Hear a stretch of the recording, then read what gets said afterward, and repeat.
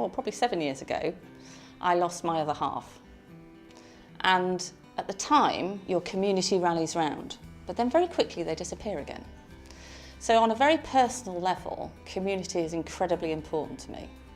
And the reason that we started Evermore was partly because of my need to feel part of and belong to a community. It's very important to recognise that we are not destined to live alone. That's not how we're made. We can manage it, we all like a little space occasionally, but we do not thrive by ourselves. It just doesn't happen.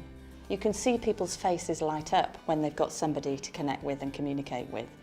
So that for me is the cornerstone of good health and well-being. Knowing that every day you've got people to talk to. When you come home, you've got things to share and you've got somebody to share it with.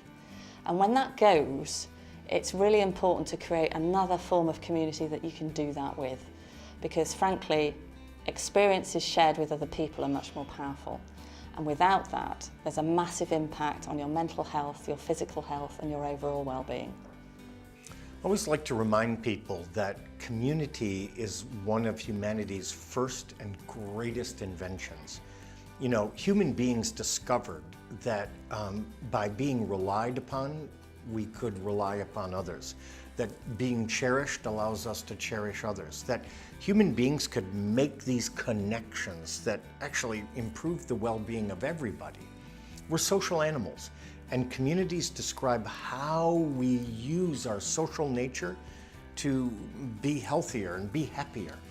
And I always like to remind people that institutions are not communities.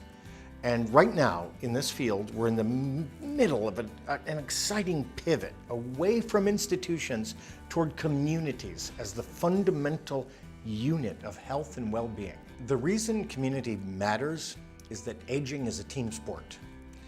Human beings were never meant to grow old all by themselves. In fact, that is a very strange and weird idea.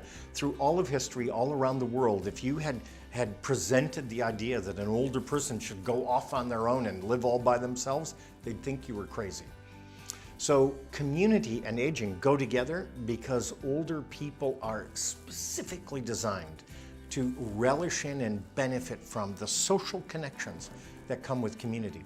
In fact, if you look at the research, social isolation and loneliness are two top problems for older people all around the world, and that's because they've lost touch with family and community. You know, in my training in medicine, one of the early lessons I learned is that really anything can be a drug if you raise the dose high enough, and independence is like that.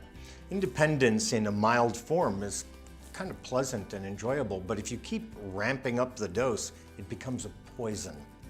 So many older people are actually poisoned by this idea that independence matters more than anything else. And as a physician, I actually like to lower the dose and introduce a second idea: together. Being independent together is far more valuable to a human being than being independent alone. In fact, being independent alone is a recipe for disaster.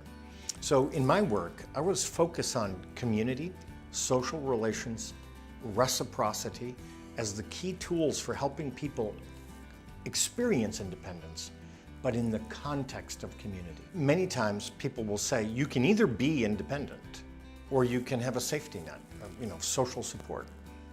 I say forget that, you can have both. I want you to have both. I want you to experience independence and experience a social safety net of support. You don't have to choose, should not have to choose.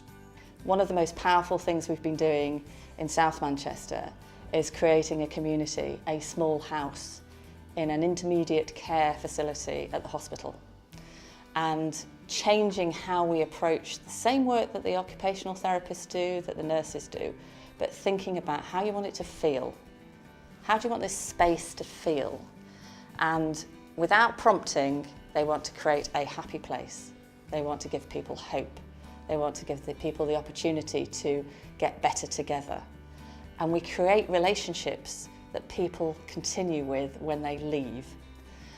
Challenge, of course, is they don't want to leave because they're having such a great time. But what we're trying to foster is, right, well, you've met these people, they only live a street away from you. How are we going to keep that connection going so that you've got new friends?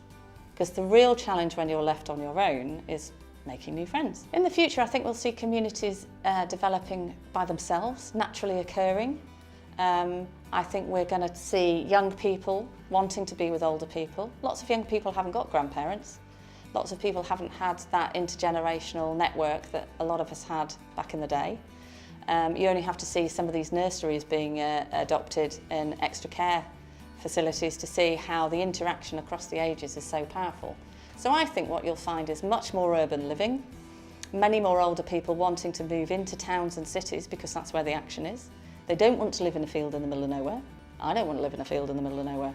I want to see what's going on. If I'm less mobile, I want to have a great view and an ability to participate. And that's how I think we'll start to generate new ways of living together.